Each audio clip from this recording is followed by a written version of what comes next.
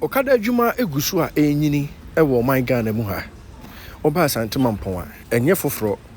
Aboa ama miamia bi na nkakane opeka akọ no mu na wo bre no. Sese ni nyina abrase. Eboa yie pa. Na ni nyina mu no nso no. Emrantie na asem kwada no bi a wonum etwi moto yi bi. Ede ye nneoma bi a ense enfata. Aben bo a mfaso bi ani so. Ene sene wo mbesi aye wo ho atwi pragia no afampo amana broso no wotinchen ya na ya homete sese de ababa betom ene se nubone nom ena ebinom afa na womonom ede twi eye pragia yi nti ya na akoya yem hyehye ede ama eye Ghana fo no bi na ene Mampong ekuo no empanifo omoda no aye meeting etu agina se nukrenya me anim ni wontumi ntina ho nhwe se pragia adwuma ekoso a ebua bi na binom so de ye momagia pade no omo ntina ho enhwe na afi be wiase na afi dodo no a edo mo akohye nu bone no mu na akofa ensem ede aba dwuma de ekoso no police mpanyimfo ene bambo mpanyimfo no bi eba dwuma de no ase a wonum ekasa pi ya mpase ye ba ko jeli akwala ana oya yong na ya do akojeli enye because obi nnimu dachi ba opia ya too much ya be ya ba say ya ni any alternative ya chi wane ochina ya chi ochina chi na ya chi ya cha say ya mfa nkoko but in kwala no mu ka mutunu and the age no dia mbaka chira mu sese ya nya ba ko and ya de ka una ne ba jina ko ya de ka una pragia una no ya de ne ba jina ko because uwa unim say nipa no 1 through 18 years and I want to be in your license. And because open at the Fabiano or the Makwala, or no soon to me, Massa said to Emika.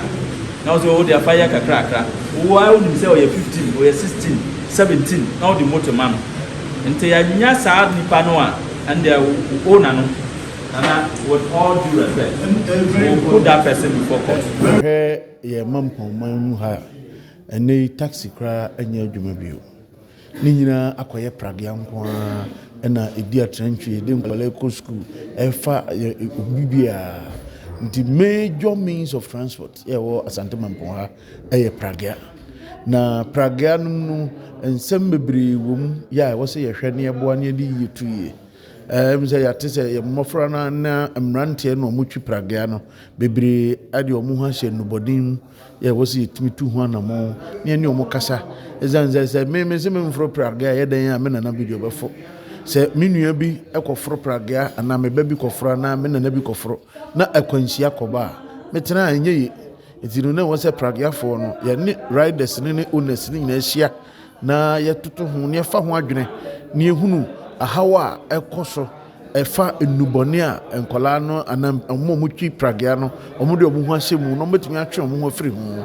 na ebi onsusu no omudwumadie no se de omisi ahyehye omunyama yi amadwumadie omudie no ede enkoso ne yidie ene pepa abere bampoman wadaroma ntini hia ye wadaroma mo eti omunsa fro mo ne eye honest omode hard earned money and invest into pragia no ya omu use no omo na police police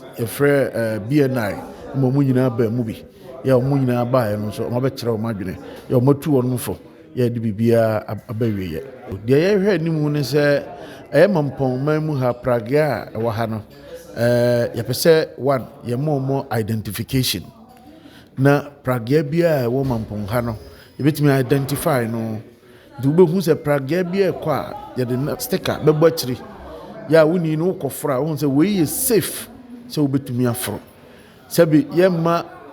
nipa kakra bia bone ase o makoma mu ya o mode pragia ni di bone no bebe mo mo kwan no mo no ede pragia no edi bone na yetimi yi the bad nut no afrim the one identification ya ye de be share pragia bia nso nti no ye take records of pragia wo Mampong ne mpotam nyina ama ye hunu pragia bia ne number hu number no a automatically obenya owner number obenya rider no so number it is a kwanhia bisia na wonya pragea ne namba nko aba station a ebi sɛ mpa pragea wei ɔka ɛyɛ Mampong Okada Riders Association ho ya BBC a yɛbɛtumi atu ho anamo ana wonam kuro so a horn pin that thing no please I know fra passenger bia passenger power on na bagina wo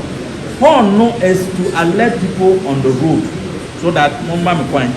but you say oh nam now how you free now blow horn pin sometimes person you see oh I am for junior you charge oh yeah dede our residential area na ya chiw mono charges no doso ya say ya de buy adwuma obi antime ya adwuma oh yeah dede onum kwa charge wo ho you are disturbing people so we can charge you and put you before court such charges no cry yes ya oh ka kwase moto ni dia oh please